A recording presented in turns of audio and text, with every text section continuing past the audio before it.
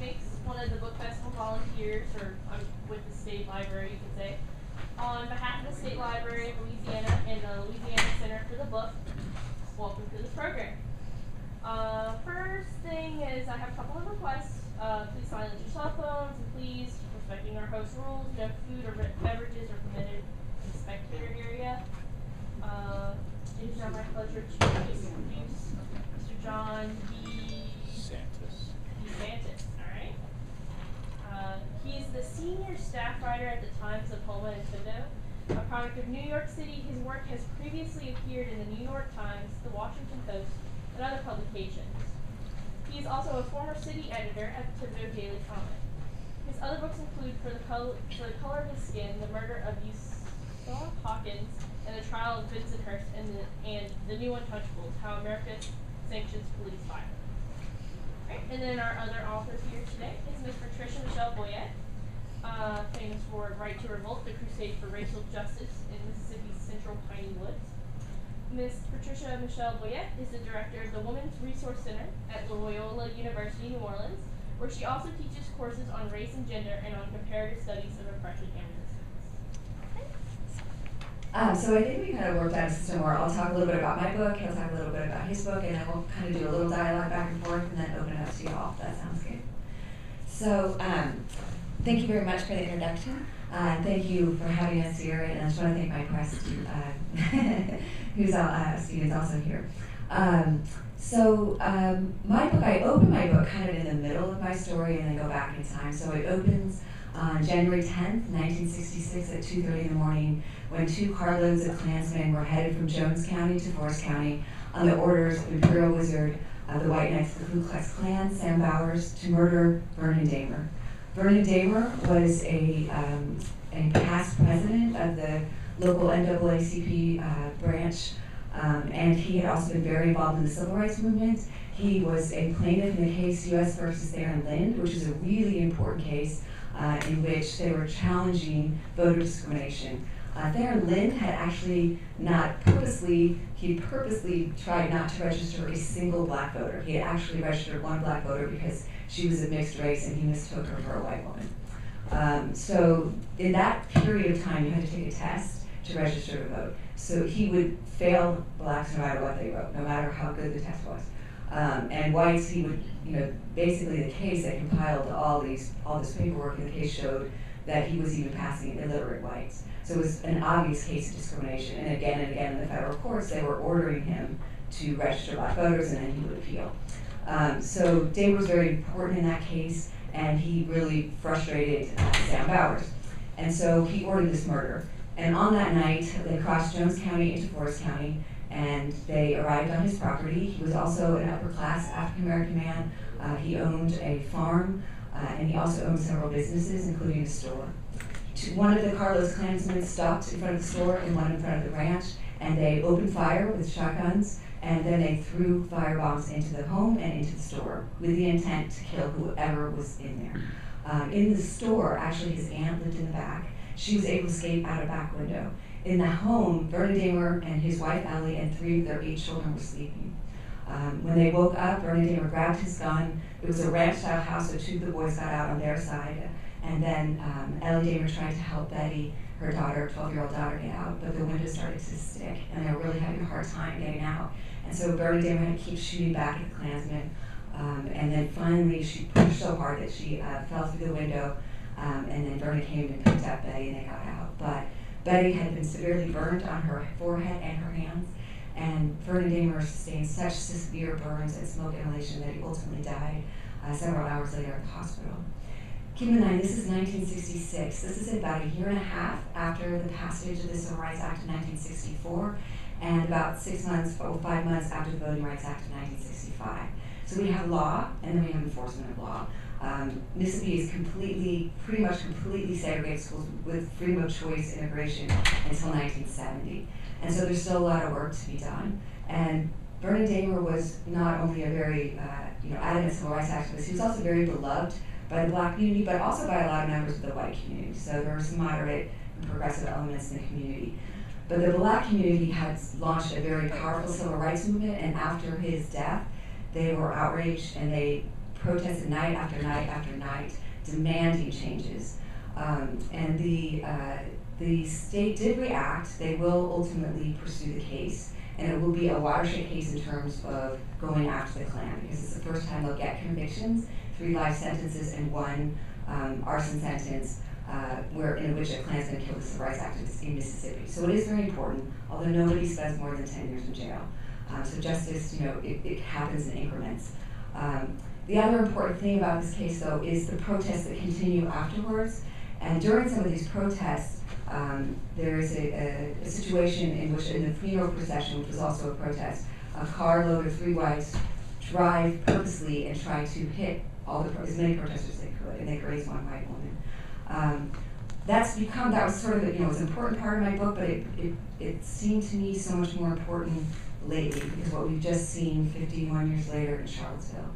I can talk more about a lot about what happens in my book, but I keep thinking about the correlations between now and then. We like to think of our country as a constant linear progress towards this great creed that we have of justice and equality, but it's a creed that's not fully met and hasn't been fully met. And it isn't a linear progress, unfortunately. It's more like a maze. So we get ahead and then we get lost and we have a backlash. We get ahead and then we get lost again.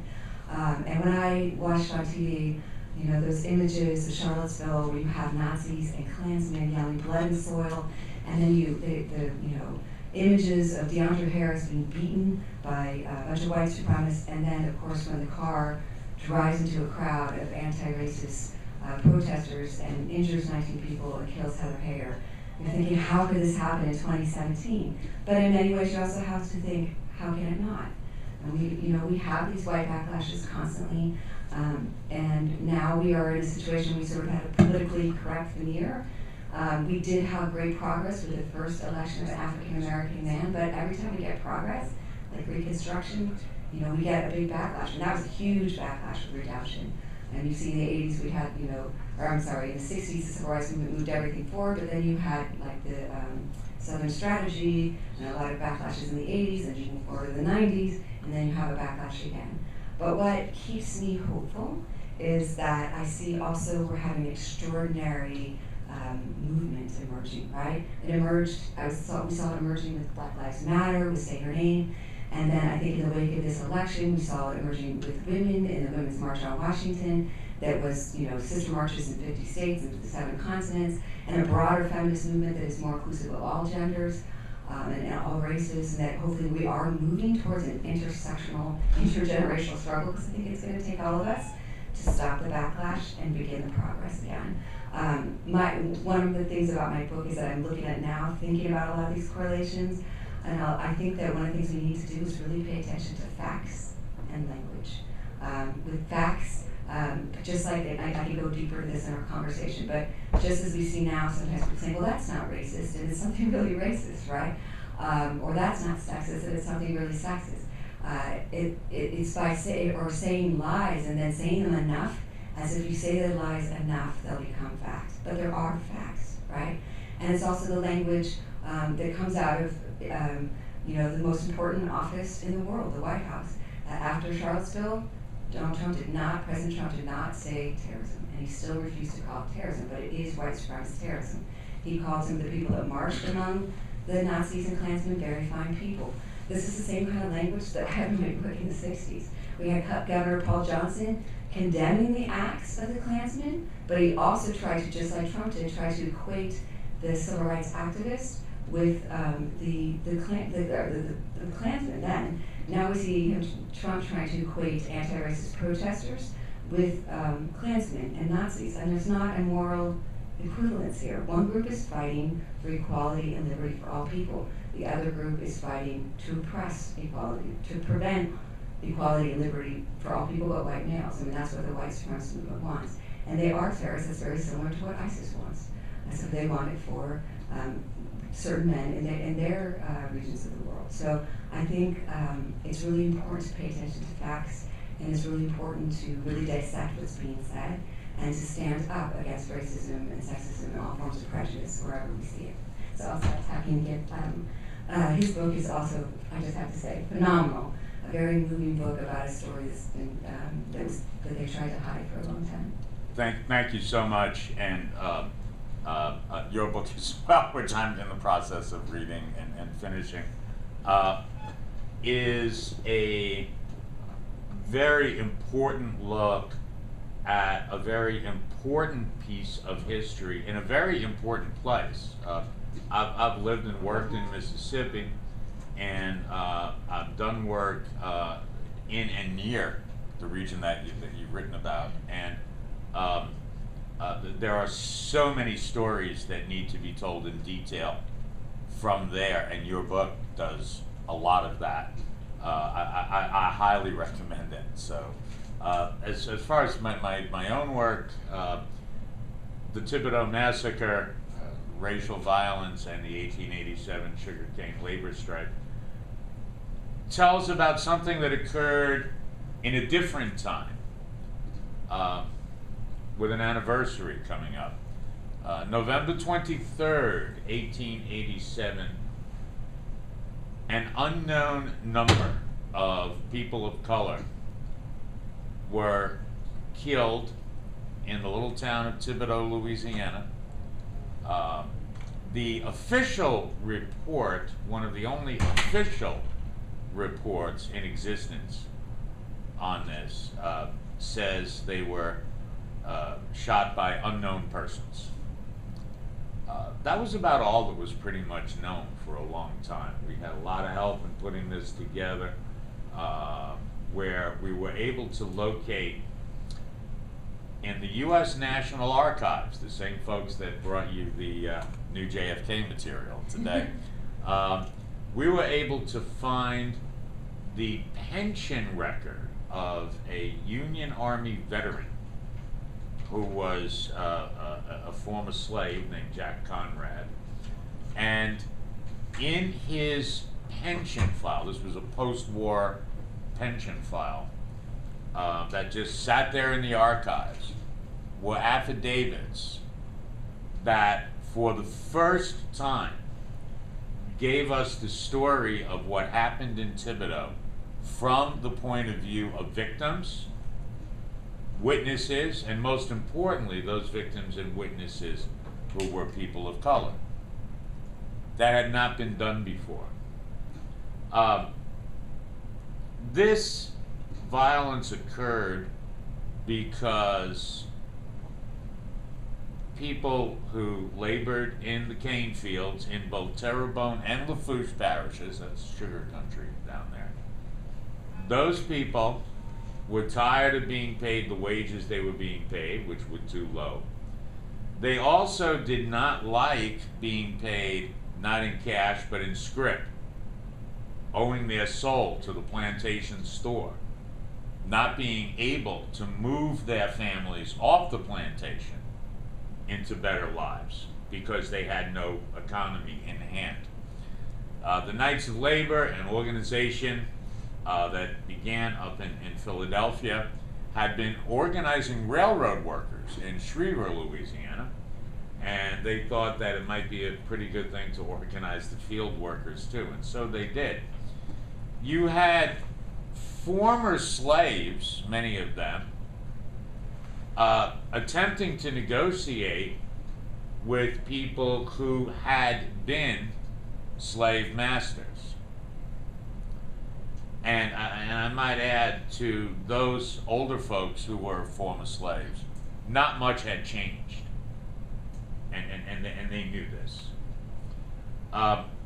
The sugar folks refused to negotiate,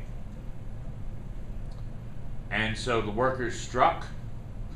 They laid down their tools. They would not go in the fields. And the governor of Louisiana sent the state militia from New Orleans to Thibodaux, and they evicted the striking workers from the plantations with orders from local judges.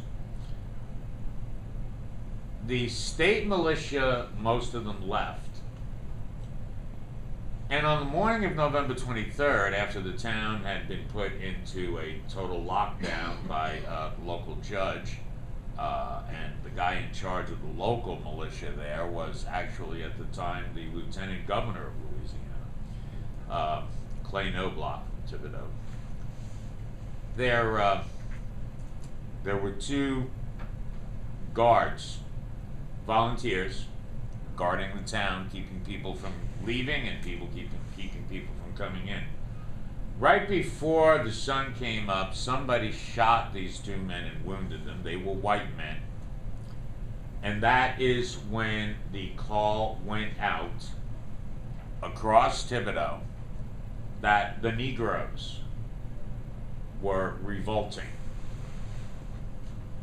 And that is when the people of Thibodeau, the white people, picked up their arms, and from the eyewitness accounts that we have, we know that they pulled black people out of houses. We know that they shot them where they stood on the street. We know that our best estimate is between 30 and 60 people were killed, and we have the names of 8 victims. We have names of 8, but there were more. We don't know how many were wounded. We know that there was no official investigation. We know that it's been kept a secret in those communities for a very, very long time. And we know, because of an affidavit that we were able to discover from a Baptist minister, that the shooting went on for between 2.5 to 3 hours. You can kill a lot of people with an Enfield rifle in 2.5, 3 hours, especially if there's quite a few people armed. So this book gets into the history that occurred before, what led up to the strike, what led up to the violence, and gives us a little bit of a taste of today too, to help us to put it in context. If you have a chance to read it, I hope that you do. I will also tell you that as a result of this book, and as a result of the research, and as a result of what's been learned, last year I formed a nonprofit organization, the Louisiana 1887 Memorial Committee. And what we've been doing is we've found a place where we believe, because local folks who've lived there a long time believe, and we're going to take their word for it, quite frankly. We think we know where the mass grave is, where a number of the people killed is located in Thibodeau. It's on private property that we have permission to examine. So we've been working a partnership with the University of Louisiana at Lafayette, and what we are doing is they're going to do all their stuff that they do and try to determine if indeed we can determine that there are human remains at that site. If there are, then after work we've done over the past year with clergymen, with the local bishop, with some other people, what will happen, and this is, we check this out with the community, and this is what the community wants, not because it's what I want or something. Those people will be removed, they'll be processed, what can be located. They will be returned by ULL, and they'll be casketed, and they will be buried in sacred ground in Thibodeau.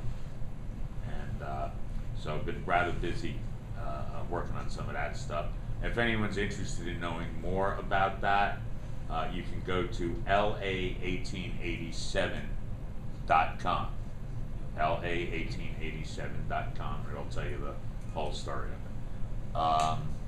So yeah, that's most of what I've got to say at the moment. What do we do now? So now we're going to maybe have a dialogue a little bit. Yes. Well, and I wanted to ask in terms of your work. When I spent time in Mississippi, and some of my work was concentrated up in Marion County, like around Kokomo and some places. There was something I was working on. It seemed to me that the violence, and Mississippi is certainly known for violence in this context. The violence of 1964 versus the violence of 1887 in Louisiana, or the violence that occurs now in our own time. What would you, because of your studies and what you've looked at, see as the similarities and differences, if any? That's a good question. I mean, I do take my book just in the prologue back to the founding of the counties. I mean, I think the interesting thing about the counties I look at is Forest County was portrayed often in history as a moderate county, but I actually started my research thinking that Forest County was more moderate and Jones County was really extreme and so forth. And then when I started digging into FBI files and court documents, newspapers and diaries and oral histories and so forth, I found that not to be true. I found that Forest County at a certain point in time, in like the 50s, started to try to cover up a lot of the past, right? And then tried to use non-violent methods of massive resistance, like framing people instead of murdering them, and so putting them in jail and that sort of thing. But I think, I mean, there in the counties, I mean, in the inception of the county, there were always moderate elements. Also, what I found, there were moderate elements and progressive elements in Jones County at times. So some of you have probably either read Victoria Bynum's book, Free State of Jones, or seen the movie. That took place in Jones County. You have a Confederate person that was a part of, the Confederate Army that led a rebellion against the Confederacy, an interracial rebellion, and then had a lifelong relationship with a former slave. You always had, progressive elements in Forest County, but there was violence there always as well. So like Forest County in the era of the Damer case was trying to portray that as this is not normal for our county. This is this is something that never happens here. But when you look back in the papers, in Forest County at the turn of the century was known, particularly Hattiesburg was a town known for lynchings. It was printed that way in the papers. So there was a lot of violence there. At the turn of the century particularly, it was pretty sparsely populated in the era of the Civil War. Reconstruction, there was a lot of violence, and then it starts getting a lot more populated because the railroad is built there. It becomes a hub of South Mississippi. In some ways, that led to progressive elements because you had the desire for black laborers, and they needed to recruit them off the fields. And so they had to pay them better wages, and then there was a lot of land that they could buy and so forth. So you built a real middle class, black middle class in Forest and Jones counties, but then they decided they couldn't control them as well economically, so then they used violence to control them. So there's a lot of violence at the turn of the century, there's a lot of lynchings, and I'm positive I didn't uncover them all. I mean, you're going through papers and papers and papers, and then I would think in the civil rights era, I mean, the White Knights of the Ku Klux Klan, there's no, Sam Bowers, who wasn't actually convicted in the 60s, 3 mistrials, and then they brought him back in 1998 and finally convicted him, and he died in prison. But he at least ordered 9 murders. I'm sure there's more. There are thousands, I don't even know how many meetings and so forth, hundreds and hundreds, maybe thousands. So I think there was a lot of violence in the 60s.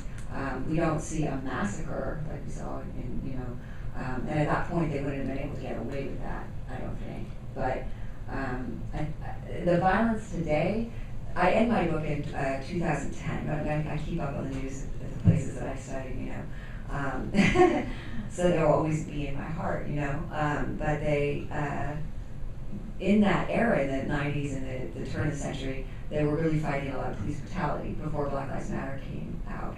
And I interviewed, some chiefs of police and stuff, and they decided to put body cameras on their police in both Laurel and in Hattiesburg long before. A lot of cities still don't have that, so I think violence came in new ways, right? I mean, people are still being murdered based on racial motivations, and some by Klansmen and so forth, but some, and I've met a lot of police that I did ride-alongs and things, and I met a lot of wonderful officers, but there are officers that are racist, and they're murdering black people all over this country, so that continues. I should ask what you I wanted to say that when you were referring to the violence, and again, the Mississippi has always fascinated me in that regard for several reasons. But I was reminded, listening to you speak and also in reading your book, back a number of years ago when I was living in Gulfport, I had to go to the, well, I had to talk to this guy who was having this rally. It was the biggest rebel flag ever was going to fly in Wiggins, I think, Wiggins, Mississippi. And, you know, I'd gone to interview him, and the reason that you bring me back to this was there was in anticipation of this big event, which these Sons of Confederate Veterans were going to attend, and some public officials were going to attend, and some, you know, people who were very respectable people were going to attend this big old flag thing. And I took one of the flyers, and it said that this was in honor of Confederate heroes, and I looked at the names, and there were names like Robert E. Lee, of course, and Stonewall Jackson, and a number of other names, and there was a name in there that didn't look like it fit, and guess whose name that was? Samuel Bowers. Oh, wow. Samuel Bowers. And so I asked this fellow who actually he owned a head shop in Wiggins, and he did. I'm serious. And you know, he took myself and the photographer I was working with. He took us in the store. He said, "Do you want to see some of my private stock?" I was like, "Oh boy, yeah, sure. What do you have?" And he had T-shirts that he sold under the counter with images of people being hanged. He had cards that if you were of a Klan persuasion, you could leave on somebody's windshield to threaten them. He sold all these things, and he's telling me all these things, and he shows me this list, and I had asked him, I said, well, I got a question. I played dumb. I was like, I know who Robert E. Lee is, and I know who's Samuel Bowers. And he said, well, I ain't really sure. He said, but, I said, well, then why is his name there if you're not sure? He said, well, I didn't make the list. I said, well, who made the list? He said, well, the man that's paying for it. And I asked him, well, who's the man that's paying for it? He said, Mr. Jimmy Maxey from Petal. Well, why don't you tell them why you are? Klan leader. Yeah, big time. So I called Jimmy Maxey that night. I found his. He's dead now, I think, if I'm not mistaken. But because this is about the year 2001, something like that. So I called Mr. Maxey. I got his print shop. I left a message for him. He called me back on my home phone, and which gave me a little chill. And I said to him, well, Mr. Maxey, I was with the Sun Herald at the time in Biloxi. And I said, well, Mr. Maxey, I'm calling you because talked to this fellow, and he said that you and the South Mississippi Knights of the Ku Klux Klan are paying for this big rally that they're having tomorrow. Is that true? He says, hell yeah, we're paying for it.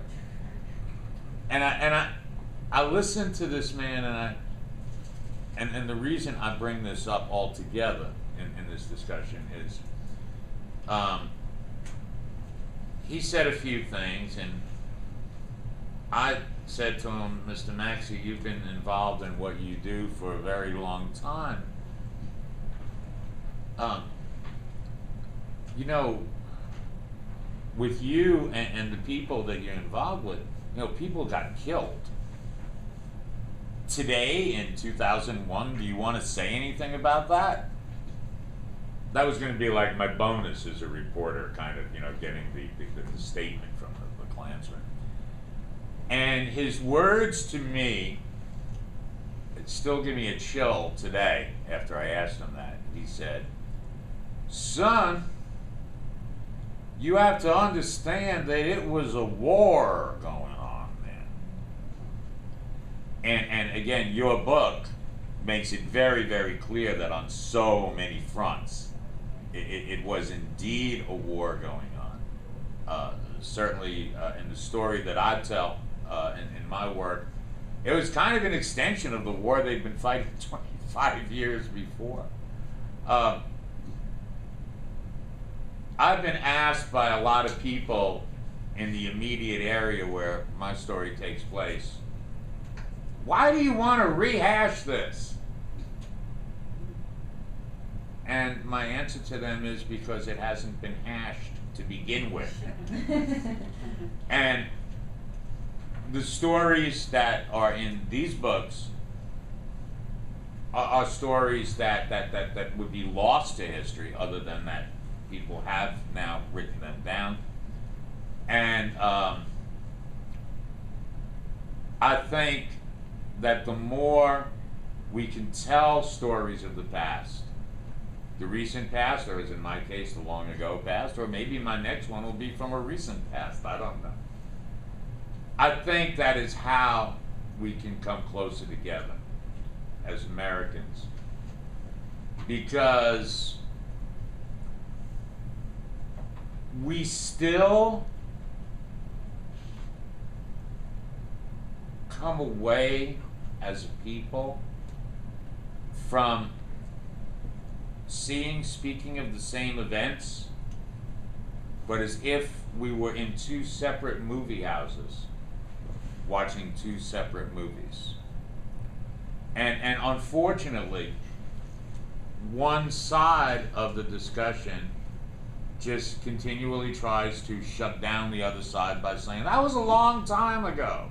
Why are you still talking about that? Slavery? I never owned any slaves. You know, all that.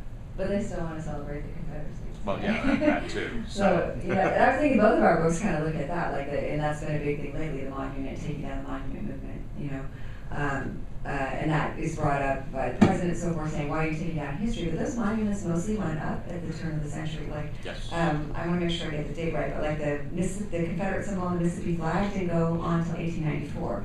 And in the places that I studied, 1910, the Daughters of the Confederacy erected a statue, I think, in Forest County in 1912, yes, in Jones County. Forest County is named after General Nathan Bedford Forrest, who was a Confederate general and the first imperial, or they called him then the Grand Director, the first leader of the Klan. And you know, I'm from New Orleans now, and you know, we took down all the statues there, but it was lots of protests over that, and lots of, you know, they want to forget the past and yet they want to celebrate the past. But in these symbols, though, I mean, I know you know, if you go to a conference where historians are arguing who started the Civil War, you know, break out in a fight there. But I think what's very clear is that the Confederacy succeeded to protect slavery. And so, and it would have, you know, perpetuated slavery had it won. And so I think that's, you know, there's no way to really take away the Confederate symbol from racism. And so, you know, and I think that the past keeps, I like the name of this title. We didn't come up with this, whoever did, I think it was a great, great title for this panel, because the past does keep coming up, right? Past is Prelude. It does, I'm going to butcher the quote, but it was Faulkner, right, that said, what was it? You probably know it better. The quote about the past is never past or something. You probably know it. I got a good novelist in the audience. The past is not dead, it's not a good past. Yeah. Yes. Yes. Thank you, because I was going to butcher it. So I think, and that comes up a lot in your book. I think about the, you know, statues of Beauregard and so forth. Actually, there's some of the folks from Terrebonne Parish and Lafourche had contributed to the Beauregard statue that was at City Park. There was they recently at Nicholls State University, the archivist there, Cliff Terrio, had acquired the program from the dedication of the Beauregard statue, which is. But yeah, I mean, these people talk about the monuments. And I'm very torn on that whole thing myself. I am. Intellectually, I understand certain things that tell me even the history that goes with the monument says it should stay. because its history is its own history is part of the history. On the other hand, there is the very human knowledge and understanding that the mere presence of that monument is offensive to my neighbors. And this is, and New Orleans made its own decision, the council made its own decision. And the statues pretty much, as far as we know, belong to the city. They took what they could, what they had the ability to. I kind of like, however, something that was done in Donaldsonville, where there had been a monument, although it's not from this group of monuments, the ones that we're talking about, but there had been a monument for a very long time there dedicated to the Confederate soldiers who died during action at Donaldsonville during the Civil War. And Kathy Hambrick, who was the curator and director of the River Road African American Museum in Donaldsonville, folks in the community had come to her and said, "We want that thing taken down, help us to get it taken down." And Kathy said, "I don't know if that's what I want to do." And what she did was she got together with some folks in Donaldsonville. They commissioned a statue, and it is a statue that is dedicated to the black Union volunteers who was stationed at Donaldsonville during the Union assault and occupation. And so those two monuments are now there at the location of the old fort, right next to each other. Interpretation, yes, but again, unfortunately, too much of the discussion on the statues has been lockstep. And yes, some of the very same people who are saying to me, why are you bringing up this past, are the ones who tend to get very exorcised about the idea of taking down statues. So, did you? We should open it up. Yeah. It's a good idea for that. Yeah, Good time. So. Yeah. Well, now it's y'all's turn. Ask us anything. We'll. Hi. Hi. Alright, I have a question for you because I was in Thibodeau, like I live in Thibodeau, so I was there when they when they condemned the Thibodeau. You were in the city council chamber. Yeah. Yes, you were. I was there the day they did it. So like, how do you feel like your book helped to condemn it and give some rest to those families? Well, I can tell you that, and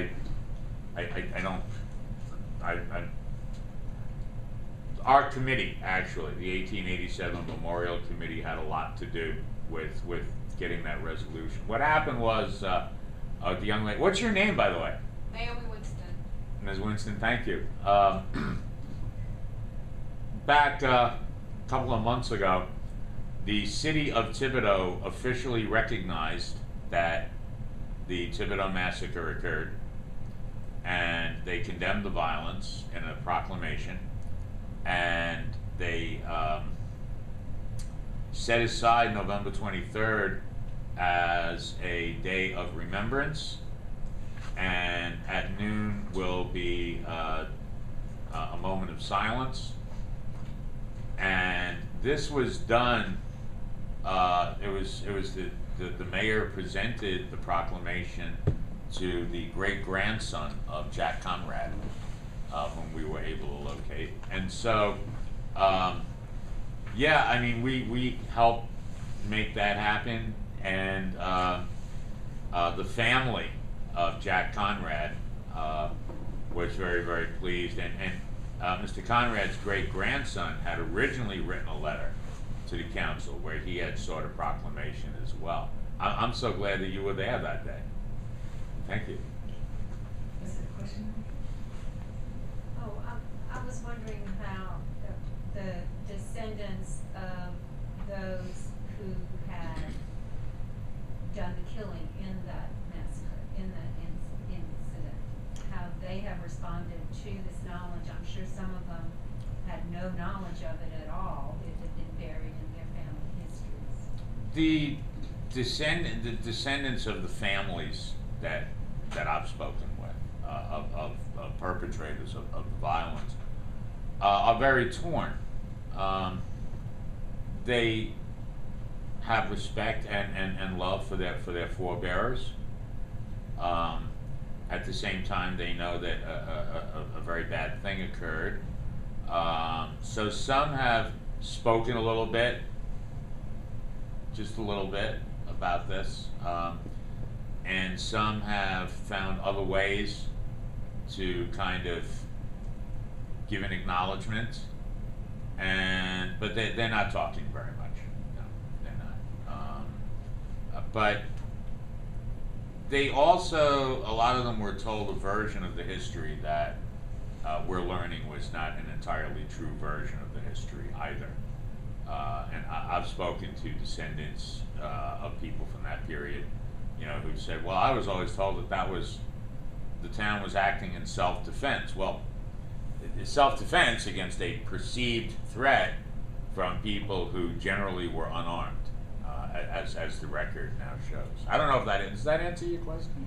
Okay, good, thank you. Yes. Hi. Hi, I was wondering, so it's 2017, we understand the importance of like stepping up and stepping back and letting marginalized voices tell their own stories and their own histories.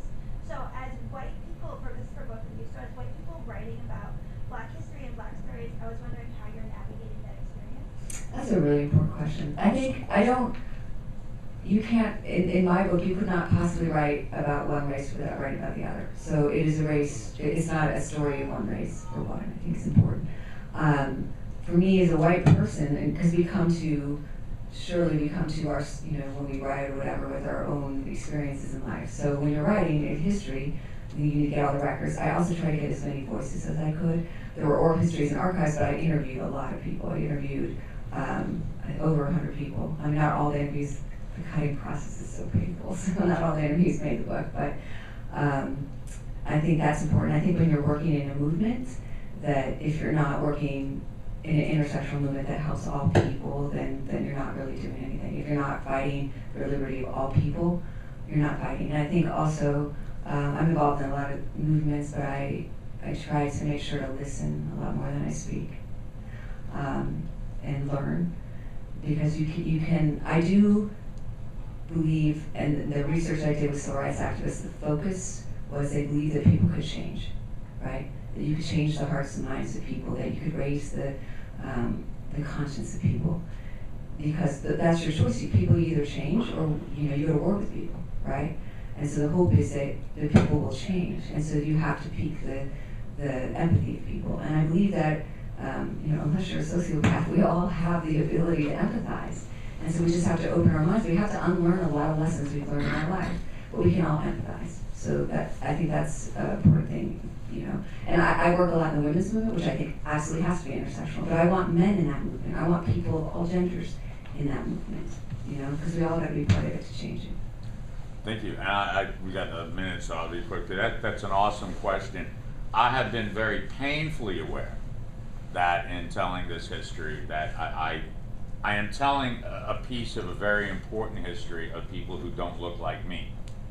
And that means that I have had to be doubly sure that I have been extremely respectful, culturally respectful, in terms of knowing that even as I'm interviewing and talking with people, especially people of color who I've learned are descended from victims of this atrocity, that I am holding in my hand a piece of their history, and as a brief steward of it, and as the person whose job is to help to set it out among all people. And so my job to history and to those folks, in my estimation, is that I am a servant. I am helping to tell the story. And in this story, for reasons some other time I'll talk to you about, I've been a servant of those whose lives were lost. And I think everybody's been pretty cool with me speaking for them. Thank you so much. I appreciate it. Great. Okay, great.